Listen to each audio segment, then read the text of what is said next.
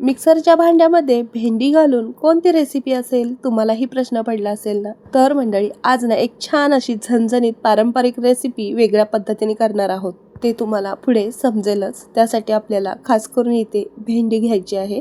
भेंडी इथे मी कवळी कवळी घेतलेली आहे. भेंडी आपल्याला स्वच्छ धुवून पुसून आधीच 1 तासभर सुकवून घ्यायची आहे, म्हणजे कोरडी करून घ्यायची आहे पूर्णपणे. अशा पद्धतीने 1 तासभर आधी स्वच्छ धुवून पुसून कोरडी करून घेतली, भेंडी सुकली की अजिबात चिकट होत नाही.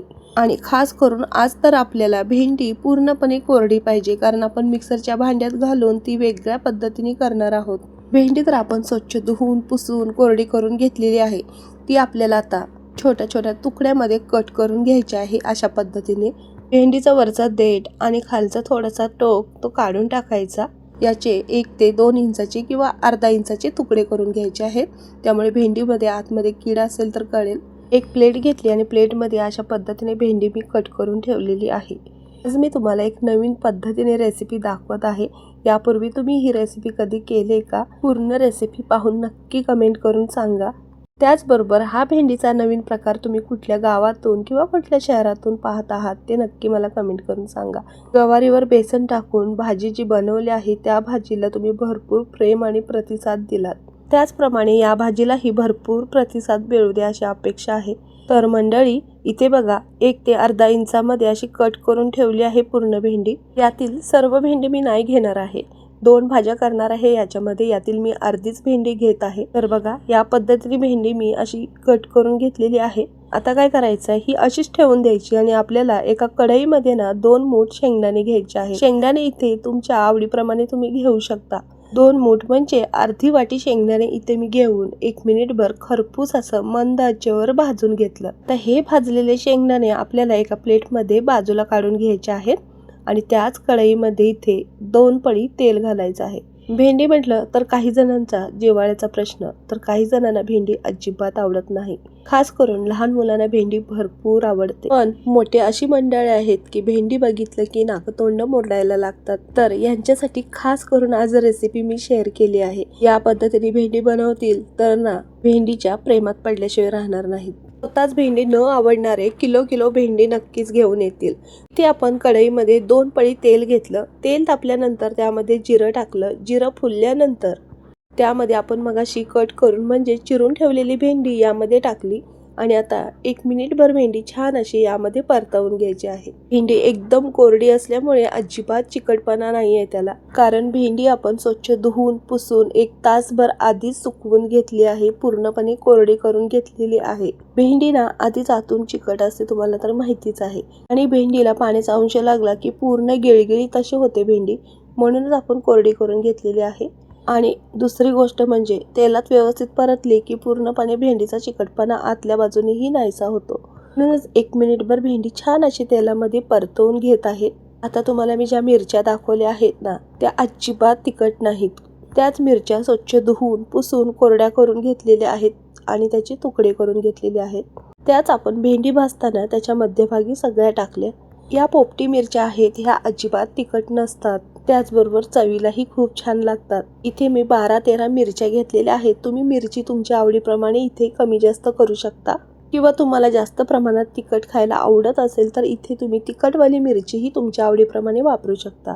माझ्या घरी ही भेंडी लहान मुलंही खातात, त्यामुळे मी तिखटाचं प्रमाण कमी घेतलं आहे, म्हणजे तिखटवाली मिरची जास्त वापरली नाही. मिरची टाकली, व्यवस्थित परतवून घेतली सगळ्या बाजूनी. आणि यामध्ये लसूण टाकलेला आहे. लसणाचा 1 गड्डा म्हणजे 10 ते 15 लसणाच्या पाकळ्या यामध्ये टाकायच्या आहेत. आणि वरून थोडंसं मीठ भुरभुरायचं आहे याच्या चवीचं, म्हणजे आतपर्यंत मिरचीच्या भेंडीच्या सगळ्या मीठ व्यवस्थित लागतं. आणि मिरची भेंडी परतताना असं मीठ टाकलं की तो पदार्थ आणखीन जास्त चवीला लागतो. थोडं मीठ आपल्याला नंतरही टाकायचं आहे. थोडं आधीच टाकून घेतलं आहे, म्हणजे अर्धा चमचा टाका तुम्ही. तर या तेला मिठामध्ये ही मिरची, भेंडी आणि लसूण व्यवस्थित 1 मिनिटभर खरपूस असं भाजून घ्यायचं आहे. जेवढं तुम्ही मंद आचेवर न करपता खरपूस असं खमंग भाजून घ्याल ना, तेवढीच त्याची चव वाढेल आणि तो पदार्थ चवीला खूप छान होईल. अजिबात करपवायचं वगैरे नाही. खरपूस असं मंद आचेवर मी 1 मिनिटभर सगळं हे भाजून घेतलं. बघू शकता या पद्धतीने. आता काय करायचं आहे, हे व्यवस्थित भाजून झाल्यानंतर आपल्याला गॅस बंद करायचा आहे. हे पसरून घ्यायचं आणि व्यवस्थित 1 मिनिटभर थंड होऊन द्यायचं आहे. हे थंड झाल्यानंतर एका प्लेटमध्ये आपल्याला काढून घ्यायचं आहे. तुम्ही बघू शकता मिरची आपली पांढरे डाग पडेपर्यंत छान भाजली गेली आहे. त्याचबरोबर भेंडी ही छान अशी फ्राय झाली आहे. आता या पदार्थामध्ये अजिबात भेंडीचा चिकटपणा नाहीये. हे सगळं आपल्याला एका प्लेटमध्ये काढून घ्यायचं आहे. मंडळी, आतापर्यंतची रेसिपी पाहिल्यानंतर तुम्हालाही लक्षात आलं असेल की आज आपण काय बनवणार आहोत ते. महाराष्ट्रात घरोघरी बनणारा अत्यंत प्रिय असणारा महाराष्ट्रीयन पारंपरिक मिरचीचा ठेचा म्हणजेच मिरचीचा खरडा आपण वेगळ्या रूपात बनवत आहोत. म्हणजेच आज आपण भेंडीचा मस्त असा चमचमीत झणझणीत भेंडीचा ठेचा म्हणजेच खरडा बनवणार आहोत. अशी भेंडी बनवलात ना कुठल्याही भाजीची गरज लागणार नाही. तोंडाला जर चव नसेल ना तर एकदा या पद्धतीने भेंडीचा ठेचा बनवूनच पहा. गरमागरम कडकडीत भाकरी, गरमागरम चपाती, दही भातासोबत एक नंबर कॉम्बिनेशन आहे. प्लेटमध्ये मिरची, भेंडी, लसूण आपण काढून घेतलं होतं. ते पूर्णपणे थंड झाल्यानंतरच आपल्याला मिक्सर जारमध्ये टाकायचं आहे किंवा तुम्ही खलबत्त्यातही हे कुटून घेऊ शकता. याच्यासोबत आपल्याला शेंगदाणेही घालायचे आहेत, म्हणून मी मिक्सरच्या जारमध्ये झटपट होण्यासाठी ही प्रोसेस करत आहे. जर तुम्हाला हे असं आवडत नसेल तर तुम्ही खलबत्त्यातही करू शकता. ही सगळी मिरची, भेंडी, लसूण ह्या मिक्सरच्या जारमध्ये टाकून घेतली. थंड झाल्यानंतरच आपल्याला मिक्सर जारमध्ये टाकायचं आहे. गरम गरम तुम्ही जर टाकलात तर पूर्णपणे ह्याला पाणी सुटू शकतं आणि भेंडी आपली पूर्णपणे अशी गिळगिळीत होऊ शकते. म्हणून मी तुम्हाला सांगते, हे पूर्णपणे थंड व्यवस्थित झाल्यानंतरच आपल्याला ह्या मिक्सर जारमध्ये टाकायचं आहे. आणि आपल्याला हे एकदमही बारीक करायचं नाही. यामध्ये सगळे शेंगदाणे भाजलेले टाकले आणि प्लस मोडवर हे असं ओबडधोबड करून घेतलेलं आहे जाडसरच. आपण भेंडी, मिरची, लसूण छान असं 1 मिनिटभर खरपूस होईपर्यंत भाजलं होतं. त्यामुळे काहीही टेन्शन नाही, अजिबात चिकट वगैरे होत नाही. भेंडीचा आपला ठेचा तयार आहे. जर तुम्हाला असाच आवडत असेल खायला तर तुम्ही खाऊ शकता. जर असं आवडत नसेल तर पुढे काय करायचं आहे ते मी तुम्हाला सांगते.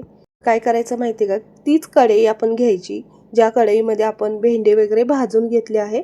त्यामध्ये लसणाचा किंवा मिरचीचा अर्क उतरला आहे. थोडंसं मीठही भुरभुरून घेतलं होतं. त्याच कढईमध्ये इथे मी 1.5 पळी तेल घातलं आणि 2 मोठ्या आकाराचे कांदे बारीक चिरून यामध्ये टाकलेले आहेत. तेल मी शेंगदाण्याचं तेल वापरलं आहे. त्याचबरोबर त्यामध्ये जिरं टाकून तेही फुलवून घेतलं होतं. कांदा तेलामध्ये मंद आचेवर छान असा खरपूस होईपर्यंत भाजून घ्यायचा. कांदा जास्तही ओव्हर कुक करायचा नाही आपल्याला, त्याचा कच्चापणा जाईपर्यंत. त्याचबरोबर तो छान असा मऊ होईपर्यंत आपल्याला परतवून घ्यायचा आहे. कांदा बघा गुलाबी रंगावर येईपर्यंत परतवून घेतला आणि आपण केलेलं मिश्रण म्हणजेच आपला ठेचा यामध्ये टाकलेला आहे. हा सगळा ठेचा आपल्याला कांद्यामध्ये मिक्स करून घ्यायचा आहे. आज मी हा ठेचा करताना शेंगदाण्याचं तेल वापरलं आहे. तुम्ही जर शेंगदाण्याचं तेल तुम्हाला आवडत असेल तर वापरू शकता किंवा तुमच्या आवडीचं कोणतंही तेल वापरू शकता. पण शेंगदाण्याचं तेल घातल्यानं खूप छान चव येते, छान असा खमंग ठेचा होतो.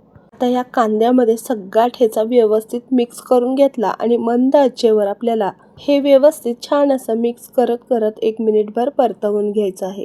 आता बघा, काही जणांना कांदा आवडत नाही. कांदा नाही घातलं तरीही चालेल. फक्त तेलामध्ये थोडंसं जिरं टाकायचं. जिरं फुलल्यानंतर आपण जे केलेलं मिश्रण आहे म्हणजेच आपला ठेचा टाकून व्यवस्थित तेलामध्ये मंद आचेवर परतवून घेऊ शकता. तसाही ठेचा आपला छानच होणार आहे. जर कांदा आवडत नसेल तर तुम्ही ही प्रोसेस करू शकता. आता याची चव पाहून मी थोडंसं मीठ घातलं आहे, म्हणजे अर्धा चमचा. मगाशीही आपण अर्धा चमचा मीठ घातलं होतं. मिठाचा व्यवस्थित अंदाज घेऊनच मीठ टाका यामध्ये. मीठ घातल्यानंतर व्यवस्थित सगळं परतवून घेतलं. 1 मिनिटानंतर तेल सुटू लागलं आहे, पाहू शकता तुम्ही. मस्त असा झणझणीत चमचमीत भेंडीचा ठेचा आपला तयार आहे. आवडल्यास नक्की करून पहा. धन्यवाद.